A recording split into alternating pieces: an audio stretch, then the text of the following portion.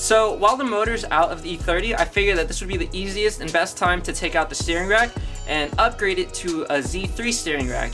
Now the Z3 steering rack is an upgrade because it's a shorter steering ratio as compared to the stock E30 steering rack. The old E30 steering rack, I believe, is either 4 or 4.2 lock-to-lock ratio, so that means it takes 4 whole turns to get from all the way maxed out left all the way to the right. And then with the new Z3 rack, like I said, it's 2.7. So that just means that it's a lot tighter turning. It's a lot easier to go from lock to lock. And I think that will help in drifting. I know a lot of other E30 drifters, they do this upgrade as well. I actually already did this upgrade on the white car a while ago when I was first building that up. And I like it a lot. It's a lot nicer steering in my opinion. It makes the car feel more modern. I don't know. It's less of like a bus type steering ratio where you have to turn it a bunch.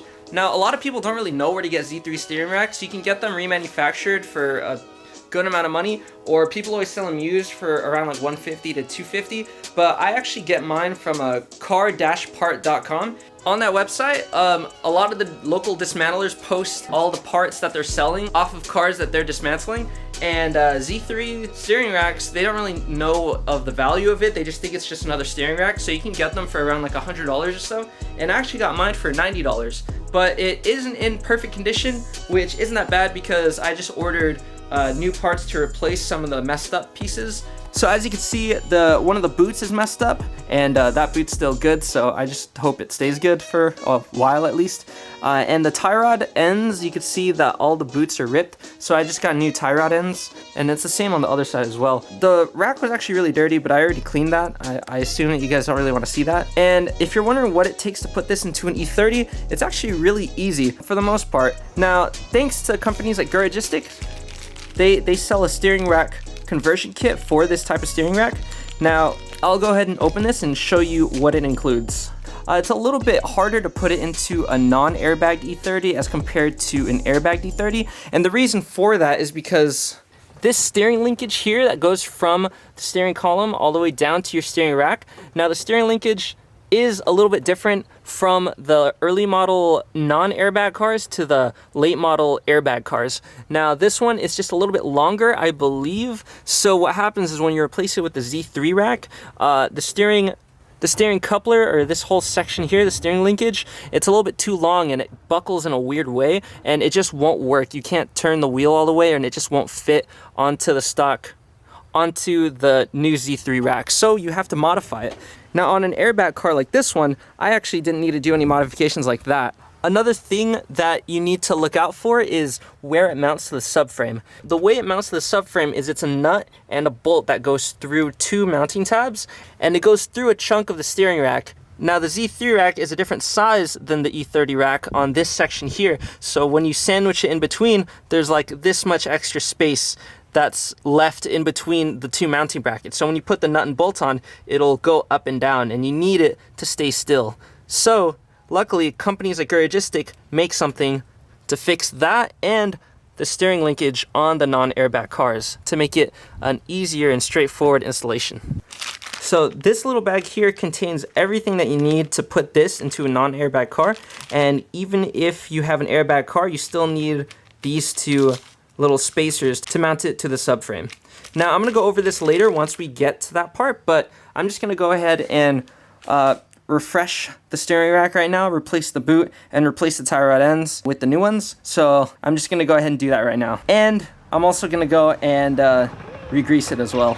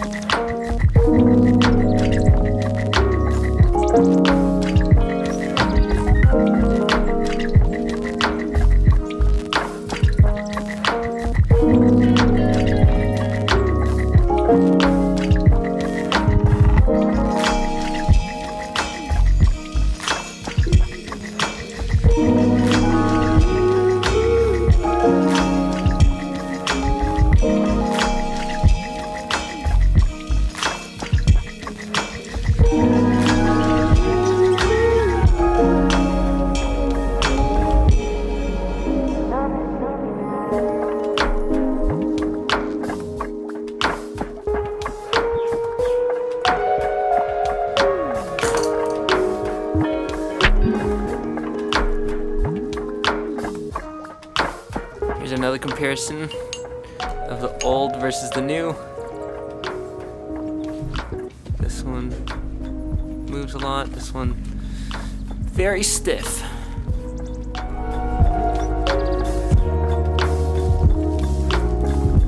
Alright, so now that I refreshed up this steering rack and replaced the tie rods and one of the boots, now it's time to remove the steering rack in the car. Alright, so let's go ahead and get to it.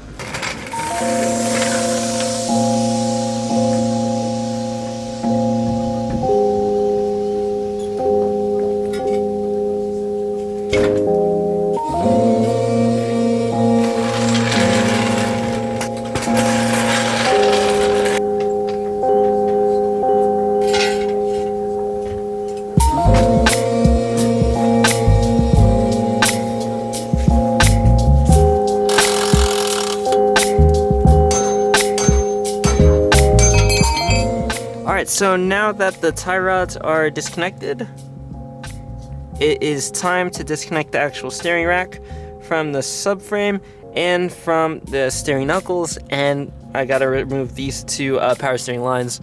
So that's pretty easy. Just keep in mind that this is a bolt and a nut, so you have to have a wrench holding on to one side and a socket on the other. Same thing for this one. And over here, I believe that's a 21 or 22, and then a 19. And then these are splined, so you have to undo the bolts, and then this will slide out from here. And you also have to do the same thing over up there. And we're gonna take off this whole joint piece that connects the steering column to the steering rack, because that's the piece that we're gonna modify with the Garagistic pieces. That was easy. Uh-oh. Uh-oh. Make sure you have an oil drip pan ready, because this will leak fluids. A lot, apparently.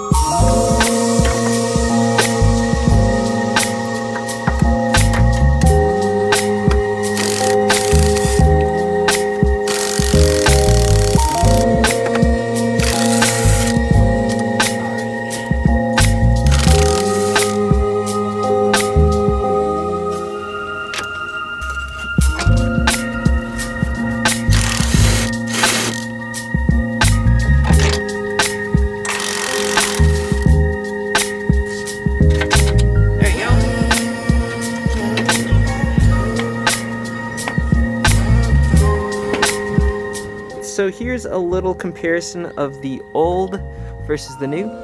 Obviously the E30 rack isn't centered right now, but that doesn't really matter. But anyways, a big difference between the two, other than the steering rack ratio, is the ports for the power steering lines are a little different. So the E30 one, it enters right here on the right side, and then on the Z3 one, it goes right here on the opposite side. So that just means that you have to kind of bend the stock lines or get different lines so that it matches up to the right points. Other than that, they're very similar. I believe they use different tie rod ends because one of them's male threaded, the other one's female threaded. I'm also gonna go ahead and pull off the steering coupler thingy. Oh God, it's on there. Okay, 1 second. So after going at this for a bit, I finally got the steering coupler out, and it took a little bit of ingenuity to get this one out. So the side with the rack came off easily, as you saw earlier, but to get the side that came out of the steering column, that was actually kind of tough because mine was seized on there a little bit. What I did was I got a flathead and I put it through that little slot there, and I hammered it in there to expand the hole just enough. And then I grabbed a longer flathead and I had it behind it, and I put it up against the flat firewall and against this coupler, and I pried it, and that got it off. So if you have trouble, just use a lot of flatheads and hammers and you'll be able to get this out. But now that this is out, I can finally go and install these little spacers onto here, which will actually shorten it, and I'll show you how that works in a bit.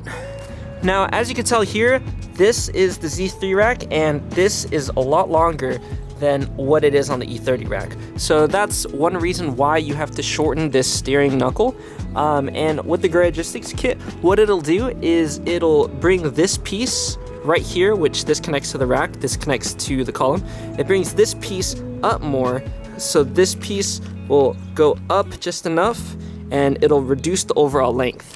And we're replacing it with these nice pieces of hardware from Garagistics, and it should be a pretty straightforward install. Once you get this thing off, it's just a bit of drilling, but don't be scared. You really just need to drill out this rivet and then possibly expand the hole a little bit so that you can fit in these little pieces here. But as long as you have a drill and a drill bit set, then it shouldn't be a problem. So let's go bring this to the bench and go get to it.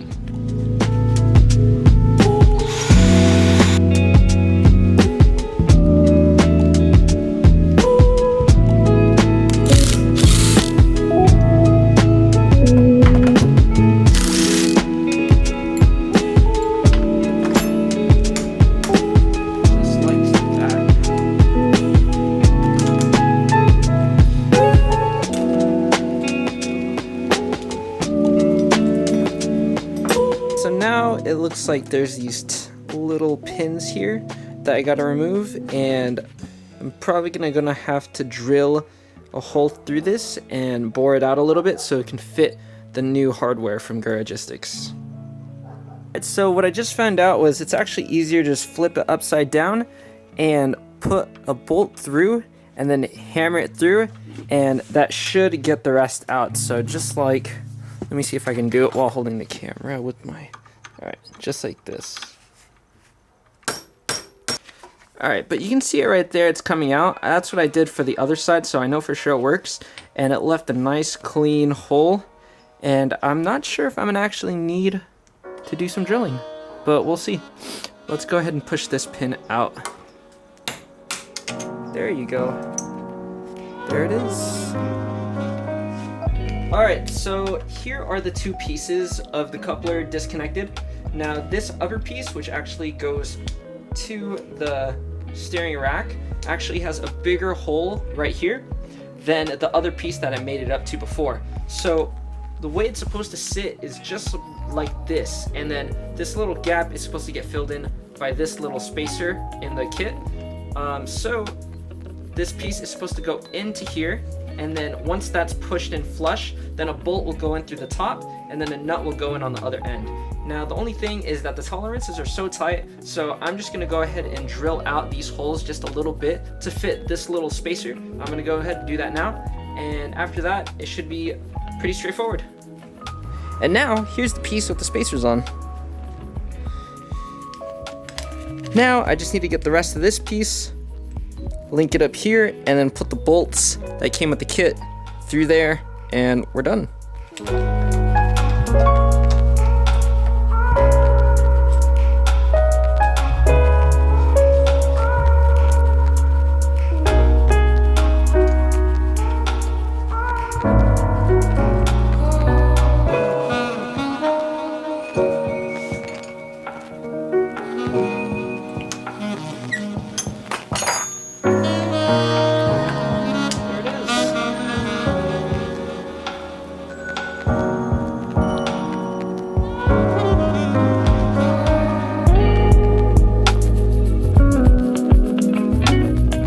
Now that the knuckle's done, it's finally time to put the rack into the car.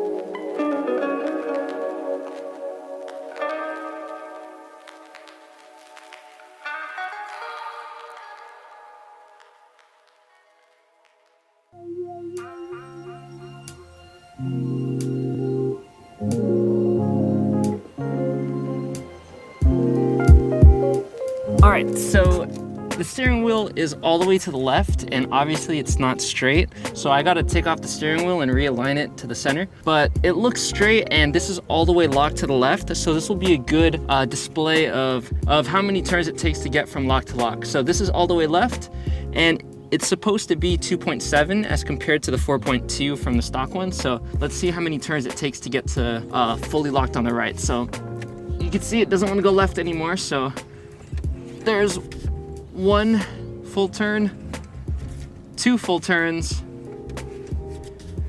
and right there, that's looks to me like 2.7. So looks like we're good, and we got the right rack, and that was a success.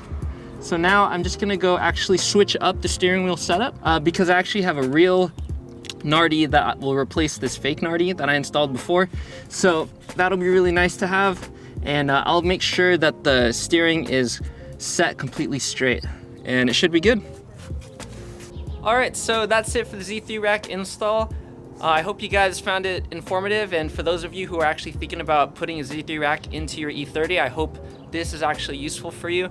I highly recommend getting the Garagistic kit when you go and install your rack. It's not that expensive, and it makes the install so much more easier and a lot more straightforward, and in my opinion a lot safer and sturdier than if you were to use, let's say, like a stack of washers to fill in that gap on the subframe for the steering rack. But it's very easy to do.